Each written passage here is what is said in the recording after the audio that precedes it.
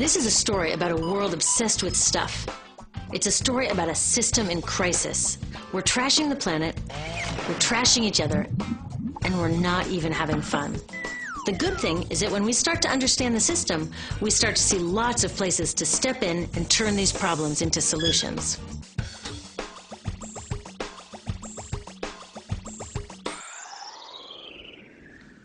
Can I tell you, I love my Pantene Pro V. Of the dozen or so personal care products that I use every day, it's the one I can't live without. It says it gives my dull hair the ultimate cool shine. How does it do that? I was wondering that while I was lathering it in my hair one day, so I read the ingredients right here.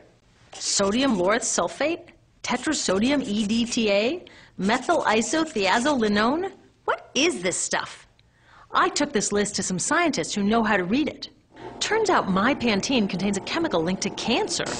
And lots of other products in my bathroom, from sunscreen to lipstick and even baby shampoo, also contain chemicals linked to cancer or other problems like learning disabilities, asthma, and even damaged sperm.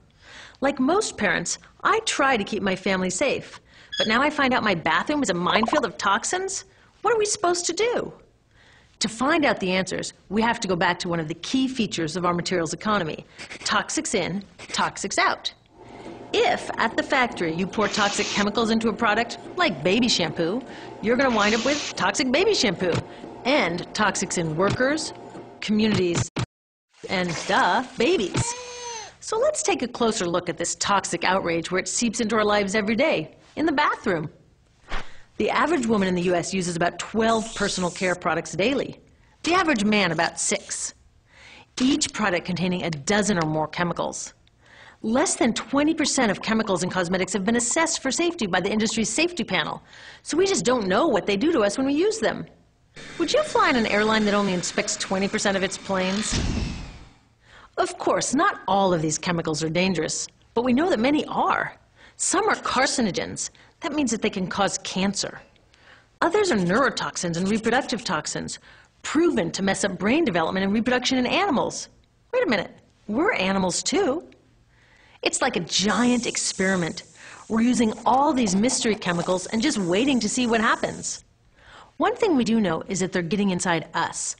I had my body's toxicity levels tested, and I'm loaded with things like mercury, flame retardants, triclosan, and lead.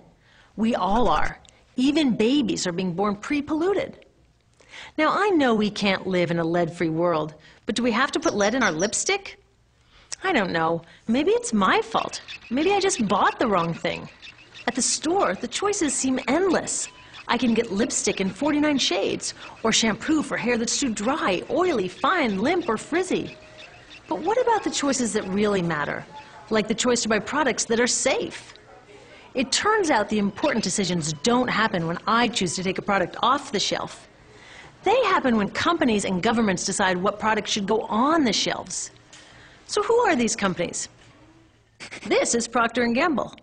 They're the ones offering me Herbal Essences, the #2 shampoo in the country. It contains toxic petrochemicals made from oil. Since when is oil an herb? On cosmetics labels, words like herbal, natural, even organic have no legal definition. That means that anybody can put anything in a bottle and call it natural, and they do. I mean, can you imagine a top seller called Petro Essences? Gross. What's even nastier are hair relaxers marketed to 5-year-olds and skin whitening creams. These are super toxic, both in their ingredients and in the message they send about what beauty is. Oh, here's Estee Lauder offering me a chance to help find a cure for breast cancer. That's nice. But wait, they're also using chemicals linked to cancer. Don't you think the best way for Estee Lauder to fight cancer is to stop using those chemicals in the first place? So really, I get to choose between meaningless claims on a bottle. But these guys get the real choice about what goes into those bottles. And that happens back here, at the factories where they're formulated. Why do the makers of these products use all these toxics? Are they trying to poison us? No, they're just working from a 1950s mindset when people were totally swept up in better living through chemistry.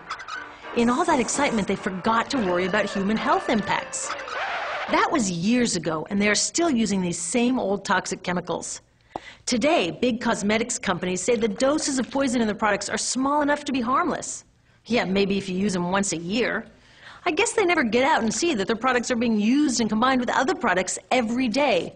A little toxic dose under your arms, a little more on your hair, on your lips. And workers in nail and hair salons get dosed all day long. So the industry is used to doing things this way, and they can. Because even now that scientists have linked the chemicals they're using to all sorts of problems, there are no laws to get rid of them. You're thinking, really? Come on, nobody's making sure that the stuff we smear all over our bodies is safe? Nope. The FDA doesn't even assess the safety of personal care products or their ingredients. Since 1938, they've banned just 8 out of over 12,000 ingredients used in cosmetics. They don't even require that all of the ingredients be listed on the label. Now, this is an example where we can all agree a little more government action would be helpful. This lack of regulation leaves a huge hole that the cosmetics industry is all too happy to fill. They set up their own committee to self-police their products, and compliance with their recommendations is voluntary. So the cosmetics industry is making the rules and then deciding whether or not to follow them. So you see, it isn't our fault that these toxic products are in our bathrooms. It's a whole broken system that's ignoring the simple rule: toxics in, toxics out. But we're not helpless. There are resources online that we can use to protect ourselves by identifying the best possible choices in the store. But the real action is with people working to change the system. Because if we really want to solve this problem, we got to start here with these guys. Women, parents, workers, people all over the country are demanding that Congress pass a new law, giving FDA the power to make sure that our personal care products are safe. We need common sense laws based on the precautionary principle. That means that when you're dealing with hazardous chemicals, just err on the side of caution. Let's not debate how much lead should be allowed in lipstick. Just get the toxic chemicals out of our products. Smarter laws would force companies to get past that old 50s mindset and figure out how to get us all clean and shiny without toxic chemicals. Can they? Totally.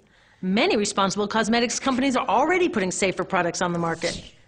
Green chemists are developing substances that are designed to be safe and non-toxic in the first place.